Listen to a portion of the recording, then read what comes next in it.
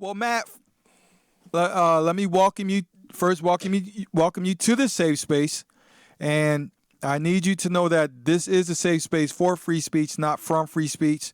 So speak freely. And secondly, this is my co-host, comedian Pat Dixon. Nice to meet you, Matt. Thanks for being here. Nice to be with you guys, and I'm all for free speech. I've been advocating for it in my own way. Great, yeah, and I've been reading some of your writings, so I wanted you to right away tell us about the book and what made you put pen to paper. Well, the year 2020 was a turning point for a lot of people. I think we all know that. And I grew up in Chicago, came of age here, and I was looking at things from Seattle, my other hometown.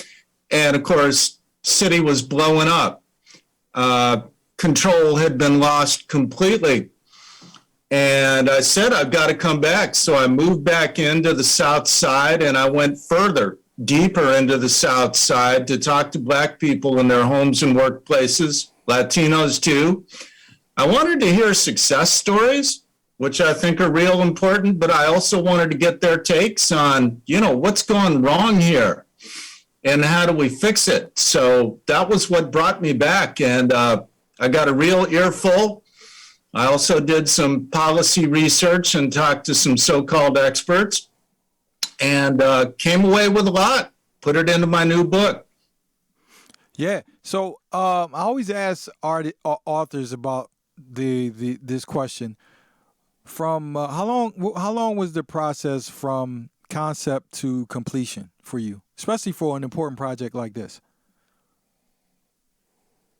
It was just about a year for the whole thing, from finalizing the approach to the book with my editor, to doing the writing, making the edits, and then getting it out went very quickly because we're doing something called print on demand.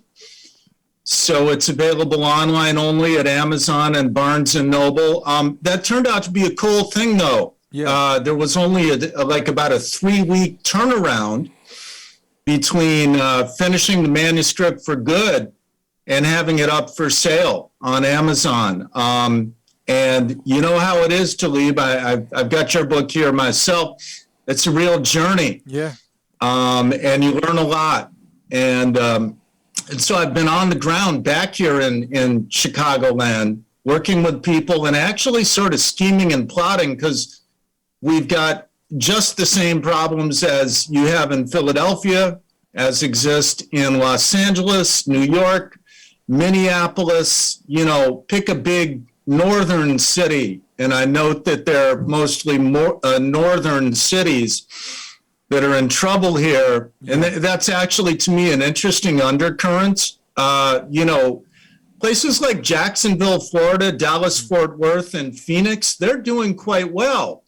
Tennessee is on fire, in a good way, not in the Chicago way or the New York way. Chattanooga, Memphis, or rather Nashville. People are moving there in droves. Utah. I've talked to, so there are reasons why, the streets are safer, the schools work, the business climate is better. So there's something going on in this country right now. And the old northern cities that have been run into the ground by, progressive political elites, people are voting with their feet, and they're voting for other places. So it makes me worry, though, because there's great cost to letting go of a Philadelphia or a Chicago or a New York or a Los Angeles or Seattle or Portland. A great cost. So quick question about Chicago specifically, since you're a native son. Are things as bad there on the ground as from what we see on the outside looking in? Because from the outside looking in, Chicago is a dumpster fire. I mean, you got the violent crimes occurring even in the areas such as the Magnificent Mile and the Loop, and happening for years. And I'm not talking about the shootings and the murder that's used that the South Side and the West Side has had over the years consistently. I'm just talking about the way that now it's like the new normal is like all of Chicago is open for crime. So are things worse there on the ground, or are we just seeing what the media wants us to see? Things are worse.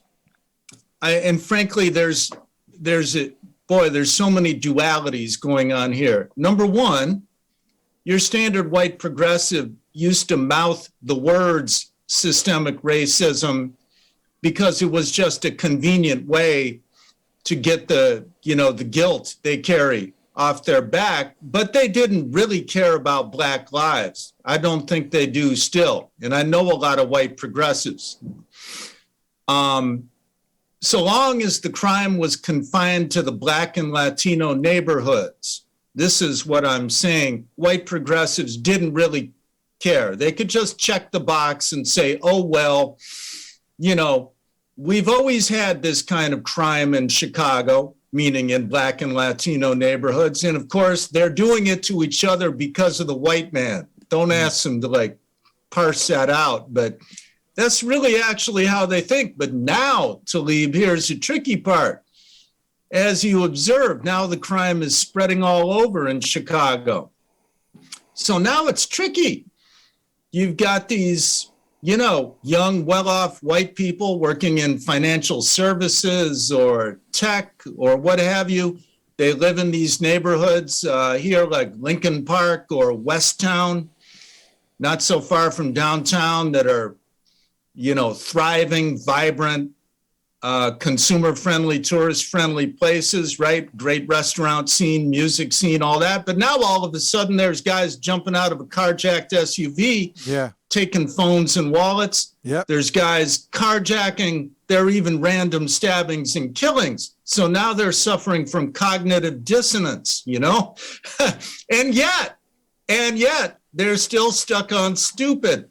And we keep re-electing the same types of rotten politicians, and we keep espousing this social justice philosophy, this unified theory of systemic racism. That's the term I use instead of critical race theory, but it's really one and the same. And they still just want to get the monkey of guilt off their back. Yeah. So we have to take concrete tactical steps. And part of what I do in my book, apart from telling the stories of Black and Latino people on the South Side who are fighting back one household at a time by living with what I call moral authority, I also try and describe some of the tactics that we can use. One big one, and this actually was used in Philadelphia at a certain point. There's 8 or 9 cities where studies have been done, more foot patrols by police in high crime areas. Right. As it is now, they tend to be driving around from one 911 call to the next.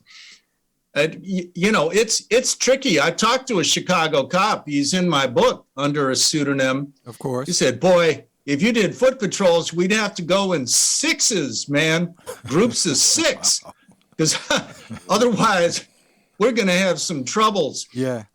So it's not as easy as just saying the magic word, but we got to find a way to implement this. And part of that is the politicians have to speak up, use their bully pulpit, and say they value police, that most police are not racist, that police are good and that we need them.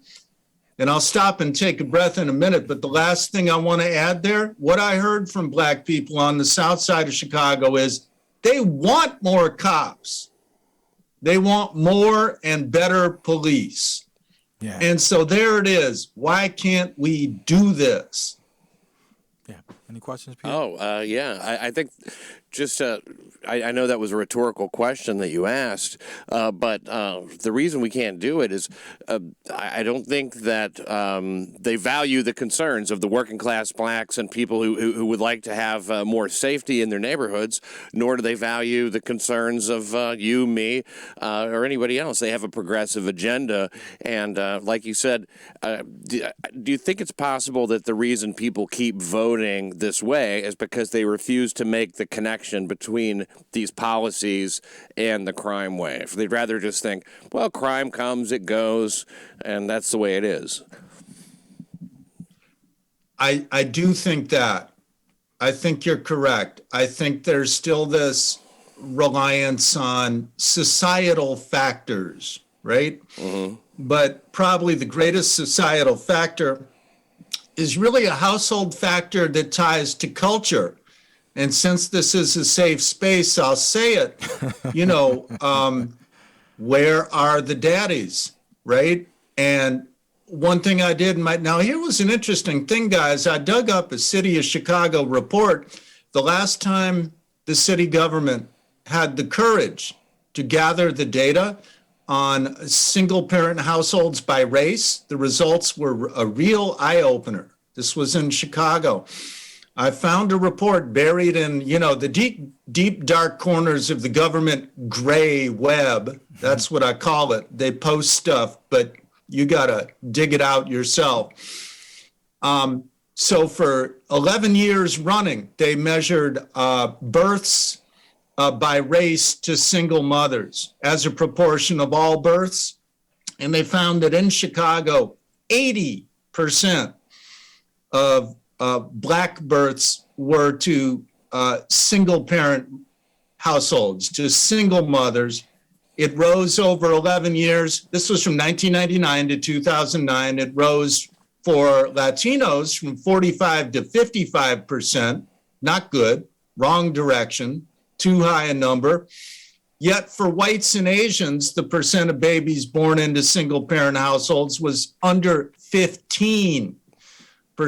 Then in that same report, they showed which neighborhoods had the highest rates of births to single mothers. And of course, it was the Black neighborhoods. And sadly, we're still a very segregated city. So you can pick out Black neighborhoods. And then I went over and looked at the police department annual reports where they show where the concentration of murder is the highest. And it was an exact match with the neighborhoods where births to single mothers were the greatest. So it's a correlation. It's not a proven causation, but boy, was that a strong correlation. Yeah, absolutely. And then you hear it in stories from people. So as far as most people here still voting for the same politicians and trying to figure out the causality, for progressives, it's just that old reliable thing of society did it. But,